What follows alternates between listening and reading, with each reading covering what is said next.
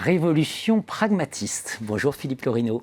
Bonjour Jean-Philippe. Philippe Lorino, professeur émérite à l'ESSEC, auteur de cet ouvrage primé, Pragmatisme et études des organisations édition Economica, version anglaise, Oxford, édition.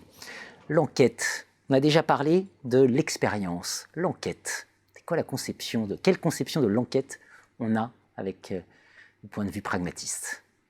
Alors, au point de vue pragmatiste, l'enquête est un concept complémentaire de celui de situation, c'est-à-dire que les groupes sociaux, quels qu'ils soient, sont confrontés à des situations dans lesquelles ils doivent agir, adopter des modes de pensée, des modes d'action. Comme on l'a vu à propos de l'expérience, ils ne partent jamais de zéro, ils partent de l'acquis de l'expérience antérieure.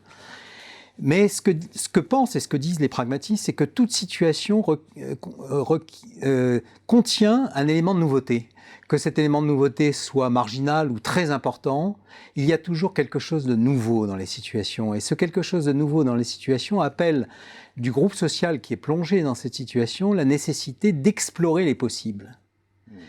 Pour répondre à cet élément de nouveauté. Et explorer les possibles, ça signifie essayer d'imaginer des réponses possibles en se projetant dans l'avenir.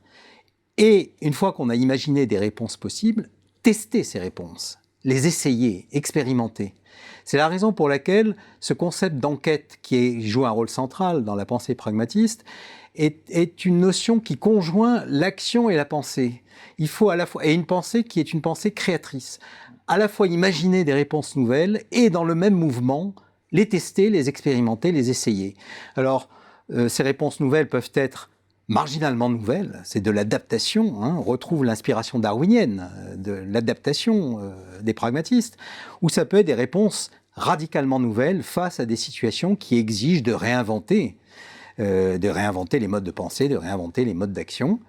Et il y a toujours cet aspect exploration, expérimentation pour la transformation de l'expérience. En aucun cas considérer que les réponses figureraient dans une sorte de grand menu préétabli. Alors effectivement, du point de vue de la réflexion sur les organisations, ça signifie qu'il y a chez les pragmatistes un rejet a priori de l'idée selon laquelle l'action sociale pourrait se conduire en gérant des écarts par rapport à une norme qui a été fixée dans le passé.